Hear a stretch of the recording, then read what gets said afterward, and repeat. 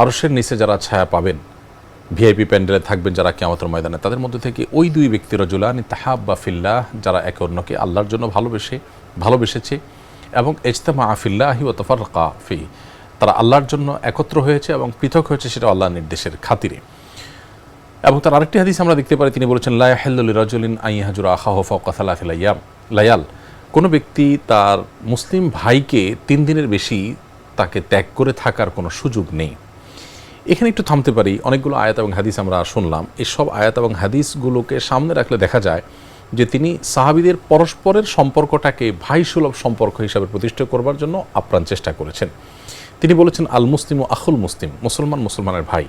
আমরা দেখেছি মদিনায় আসার পর নবী করিম সাল্লাল্লাহু আলাইহি সাল্লাম সাহাবীদের পারস্পরিক বন্ধন যেন মজবুত হয়, একে অন্যের সাথে আন্তরিকতা যেন প্রগাঢ় হয়, তার জন্য তিনি চেষ্টা করেছেন। এবং অনেকগুলো হাদিস ছিল। একবার একজন আনসারী এবং একজন মুহাজির সাহাবীদের মধ্যে কোনো একটা বিষয় নিয়ে বাদানুবাদ হয়েছিল এবং সেখানে যিনি আনসারী সাহাবী তিনি তার সমগোত্রীয় লোকদেরকে ডেকেছেন, অথবা যিনি মুহাজির সাহাবী তিনি তার সমগোত্রীয় লোকদেরকে ডেকেছেন যে এই লোকের সাথে আমার গণ্ডগোল হয়েছে, তোমরা কোথায় আছো, অর্থাৎ সাম্প্রদায়িকতার একটা ডাকের মতো।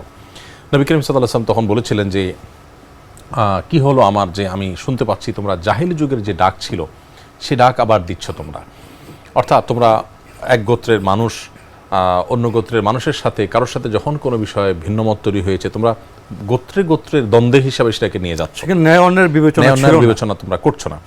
তখন নবী সাল্লাল্লাহু আলাইহি ওয়াসাল্লাম বলেছেন দাউহা ফাইন্নাহা মুনতিনা, তোমরা এই ডাক এটাকে বর্জন করো, এটা দুর্গন্ধযুক্ত ডাক।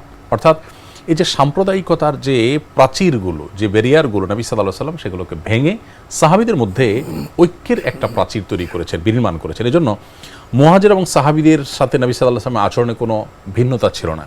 এবং মুহাজির এবং আনসারী সাহাবী, মদিনায় থাকা সাহাবী এবং মক্কা থেকে আগত সাহাবীদের পরস্পরের মধ্যেও কোনো আলাদা অ্যাসোসিয়েশন ছিল না, যে মুহাজির অ্যাসোসিয়েশন, আনসার অ্যাসোসিয়েশন, যে আনসারীরা তারা ঐক্যবদ্ধ, মুহাজিররা আলাদা ঐক্যবদ্ধ, এরকম কোনো ব্যারিয়ার ছিল না। আমি জানি না পৃথিবীতে অন্য আরেকটা দৃষ্টান্ত এরকম আদৌ পাওয়া যাবে কিনা, যেখানে বাহির থেকে আসা মানুষগুলো আর যারা তাদেরকে স্বাগতম জানিয়েছেন তাদের মধ্যে কোনো পার্থক্যের প্রাচীর রাখতে দেওয়া হয়নি, বরং সম্পূর্ণ সবাই ভাই ভাই হিসাবে একাকার হয়ে পুরো সমাজ মিলেমিশে সবার মধ্যে সবাই হারিয়ে গেছেন।